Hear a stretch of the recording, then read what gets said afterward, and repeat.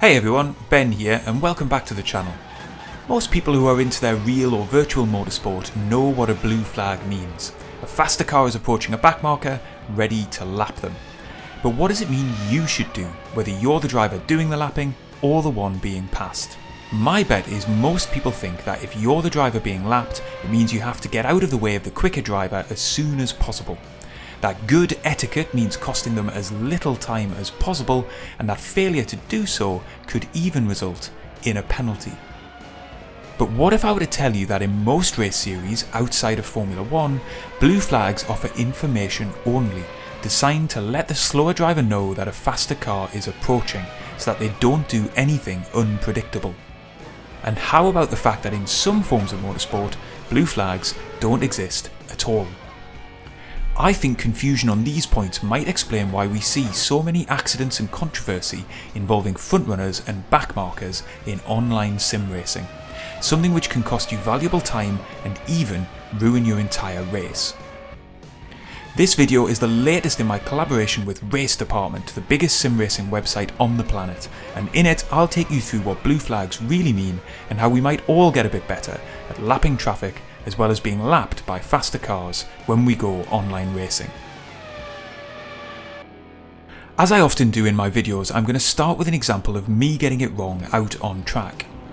This is footage from a ranked online race in Race Room from many months ago between the P1 prototype class and a field of GT3s.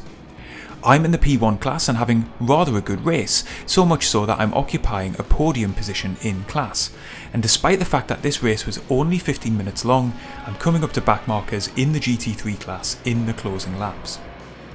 Now, I'm carrying with me at this stage an F1 style mindset that says it's the slower car's job to get out of my way. Let's just take a look at how that plays out in a couple of instances.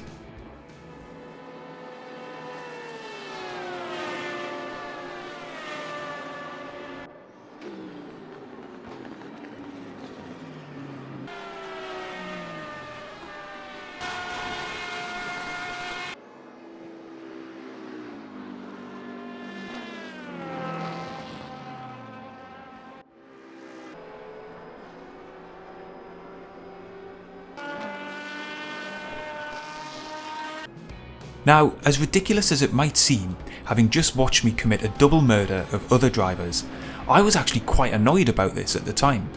I bemoaned the fact that they had taken the apex as normal despite it being obvious that a much faster car in a faster class was approaching.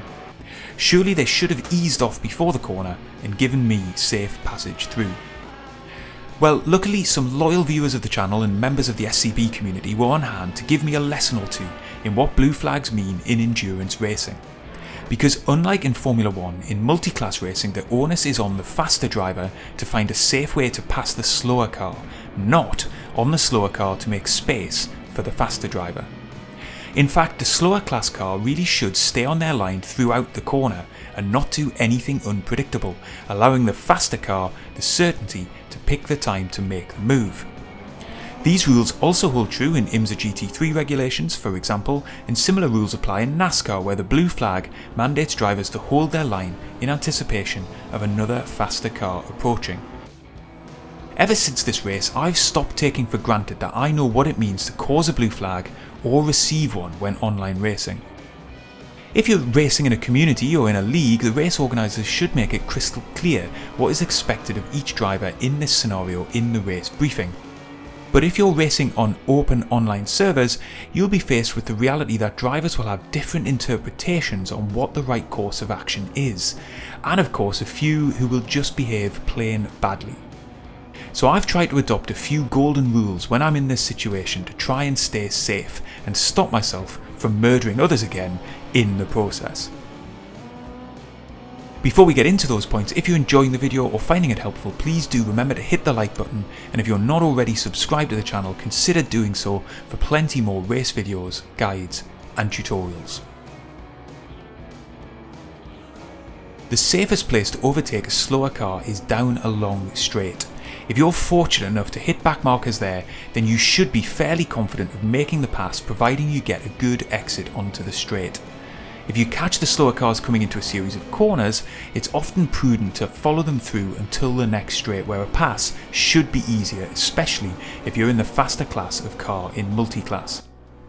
At the same time, if you're the slower driver and you would ultimately like to let the faster cars by, either out of courtesy or because frankly you just don't need the stress of faster cars breathing down your neck, then the straight is a decent place to carefully come off the racing line and slightly slow down to allow the car behind you by.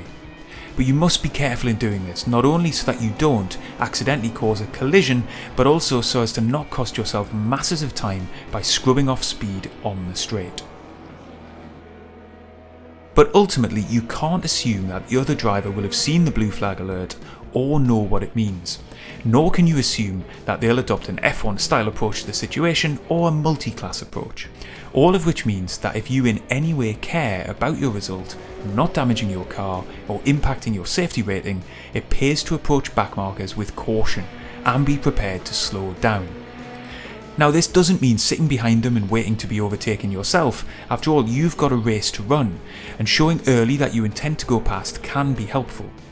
But much like if you see a yellow flag come out, having your foot hover ready above the brake pedal, your other foot primed to ease off the gas, and your grip on the steering wheel ready to take evasive action is sensible, and will give you precious seconds to react should something unpredictable happen. And speaking of predictability, it's really vital that whether you're lapping or being lapped, you try to avoid doing anything out of the ordinary. Sudden movements from either driver, whether to get on or off the racing line or slow down, will more often than not lead to problems. Overall, if you're in an environment where specific blue flags haven't been issued by race admins and you're the driver being lapped, I think the safest thing you can do in most car classes, in most race situations, is stay on the racing line and wait for the pass to be made. Don't look to defend the move, don't swerve erratically, and don't suddenly decide to leave the racing line mid-corner to help the overtaking driver. As mentioned earlier, if you do want to help, do it steadily on a straight. And remember, if a driver had moved down your inside to make a pass of any kind, he's entitled to the space, so you can't just take the corner as you normally would. If you're the driver doing the overtaking, on the other hand, don't send a dive bomb down the inside of the back marker assuming he'll see you. Don't weave from side to side to scare them off the racing line. Indeed, try and execute the move in a way which doesn't really cause the other driver to leave the racing line at all. If you're quick enough to be lapping drivers in open online racing, then in 99% of cases, you'll be quick enough to get that move done cleanly and quickly. You simply don't need to be aggressive about it. At the end of the day, blue flags will always be the centre of some controversy from time to time. Navigating them involves too much of a mix of judgment, patience, skill and luck for it to be any other way, especially in open online racing. But hopefully the points in this video will help you negotiate them more safely in the future, whether you're doing the lapping or if you're being lapped.